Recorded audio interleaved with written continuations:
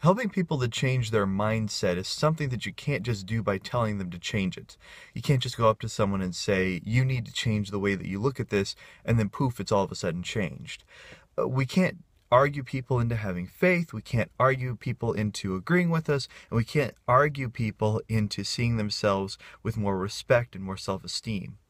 The way that change a person's mind is to show them things that prove what it is that you're wanting them to believe.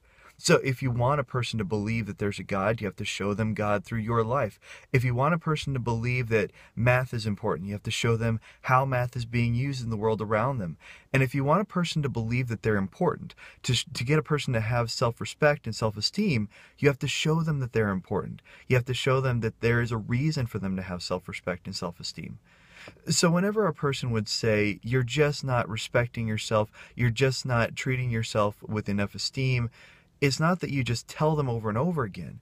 That's the moment where you tell the person why it is that you think that they're important, why it is that you see them as being someone that is worthy of respect and worthy of concern. So then when they can think of those reasons and remember you told them why it was that they were important, then they remember it later at the times when it matters. So the question is, how are you showing the people in your life that they are worthy and important and worth being respected?